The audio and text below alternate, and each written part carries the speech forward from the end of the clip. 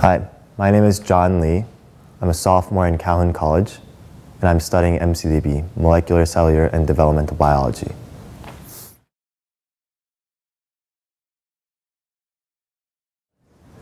So Professor Cooke's class itself was great. I was able to kind of learn about the way that art is porous, the way that Eastern art and Western art interact. And he pointed out things like, the way you see Chinese and Islamic motifs, how they find their way into Western objects. And things like that, I think, allowed me to see that art is operating not in isolation, but along with all the other artists that are around the world. And kind of coming to the gallery itself and being able to see those objects, I kind of think of the analogy of watching a soccer game on the screen versus seeing it in a stadium. So it was kind of the experience itself where you are able to notice the way different colors come out in real life, the way that you can feel the textiles, that really informs you about the functionality of the object and also the way that it would have interacted in real life. And I think that's the thing that studying in the gallery provides you with that otherwise in a classroom setting you wouldn't be able to have. This table achieves elegance and desirability through simplicity and functional utility. The plain background of the table provides a contrast with the objects that will adorn the table during mealtime. In addition to being valued for their aesthetic appeal, the layers of black and red lacquer provide an apt space for the unique assortment of objects, ranging from lacquerware cups to stoneware plates that will accompany each course of the meal. The thin, curved legs assure that the table will be light, and the legs raise the table slightly above the ground, making it suitable for the mat culture of the Japanese.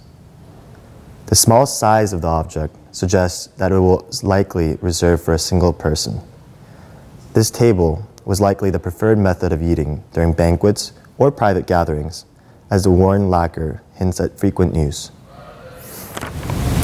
Hello, my name is Sijia Cong. I am a senior humanities major in Davenport College, and I'm here to introduce this tea caddy made by Gorham Manufacturing. Made in Providence, Rhode Island in 1883, this tea caddy is an example of exoticism achieved through the appropriation of cultural symbols. It's a product of the Gorham Manufacturing Company, a highly influential American silverware manufacturer, which operated from 1865 to 1967. Patinated sheet iron forms the main body of the tea caddy, and raised sterling silver inlays serve as decoration. The piece displays a mix of East Asian themes. One side bears a Chinese dragon motif, while the other displays a Japanese folding fan and a kabuki mask. Similarly, Chinese cloud patterns encircle the top, and a Japanese crab adorns the lid.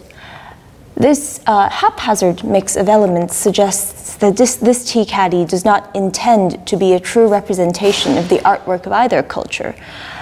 Instead, it evokes associations with the Far East and all the exoticism and fascination that follows by appropriating iconic and easily recognizable symbols.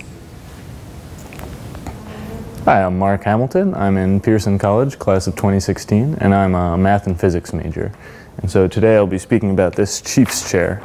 And so this chief's chair speaks to a rich history of interchange between the Chokwe people and the Portuguese traders during the 19th century.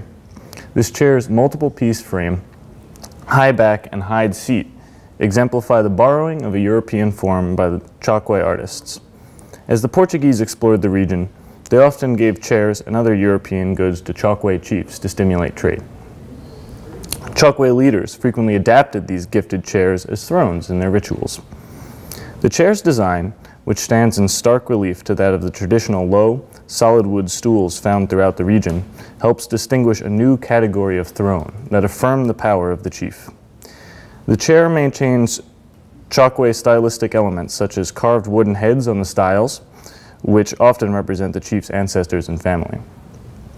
This chair's hybrid design was born from a Portuguese desire from exotic resources, but developed into a distinctive part of the Chokwe artistic tradition.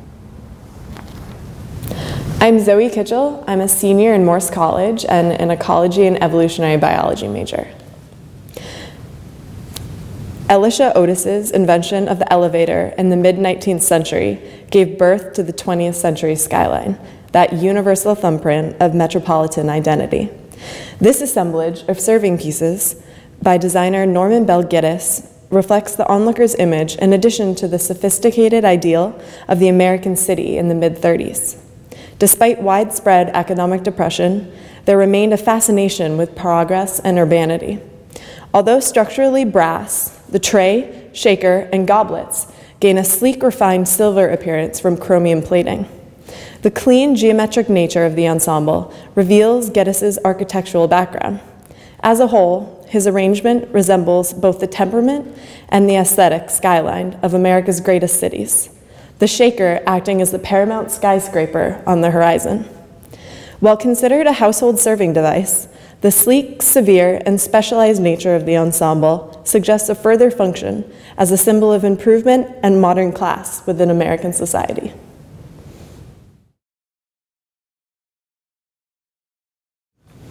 As a science major, Edward Cooke's decorative arts class was my first exposure to art history.